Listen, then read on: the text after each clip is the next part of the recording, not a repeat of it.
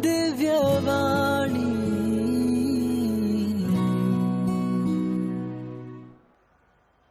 कई दफा दास ने दोहराया कि जब ये नई सदी का आगमन हुआ, जब सन 2000 में हमने प्रवेश किया, 1999 के बाद जब ईयर 2000 चढ़ा, तो उस वक्त एक स्लोगन इसी मिशन के मंच से दिया गया कि युग सुंदर, सदियां सुंदर, हर पल सुंदर, गर मानव जीवन हो सुंदर। कि युगों और सदियों और पलों लम्हों की सुंदरता, गर मानव जीवन हो सुंदर।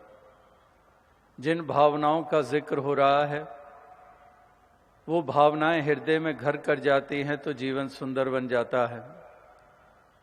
यानी कि घड़ियां, लम्हे, युग, सदियां, उनकी महत्ता मन की सुंदरता के कारण है।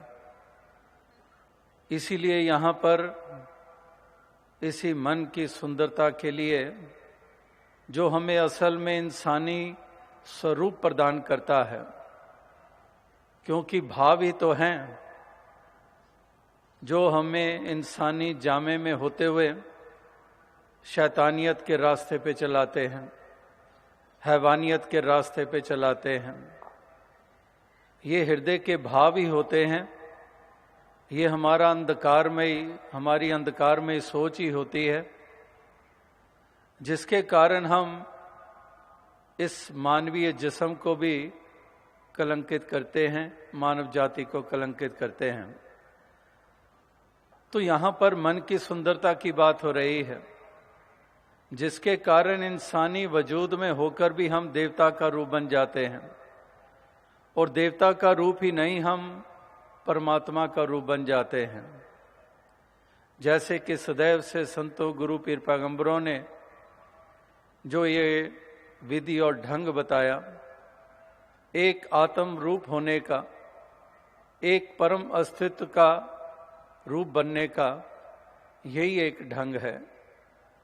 तो इसीलिए आज सभी आप मिल बैठकर इन्हीं भावनाओं को और सुदृढ़ करने के लिए अपना महत्वपूर्ण योगदान दे रहे हैं।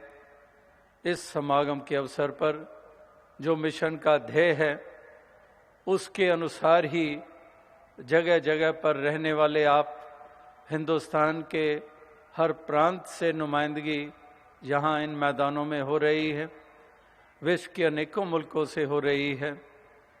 तो इसी अभिप्राय को पूरा करने के लिए अपनी अपनी जगहों पर रहकर उन्हीं भाषाओं का इस्तेमाल करते हुए, जो प्रांतीय भाषाएं हैं उन्हीं भाषाओं को उपयोग करते हुए, उसी रहन सहन के अनुसार इन भावनाओं को उजागर कर रहे हैं। जैसे आपने ऐसे अमोलक वचन श्रवण किए जो हमें और जागृति प्रदान कर रहे थे, गीतों के रूप में, कविताओं के रूप में, व्याख्यान के रूप में, वो हमारा भी ध्यान इस तरफ ही दिला रहे थे कि भाषाएं, पहरावे, कल्चर, संस्कृतियां, ये बाहरी हमारे लिबास, हमारी शक्ल सूरतें, ये प्राइमरी नहीं है। ये सब कल्चर्स और ये सारी चीजें बाद में जुड़ी हैं। जो मूल है, जो प्राइमरी है, वो वास्तविकता में हमारा एक असल रूप, एक मानव वाला, जिसमें आत्मा बसती है, आत्मा जो परमात्मा की अंश है, जो डिविनिटी, जो एक डिवाइन परमात्मा, ईश्वर निराकार, इसी की अंश आत्मा बसती है हर घट में।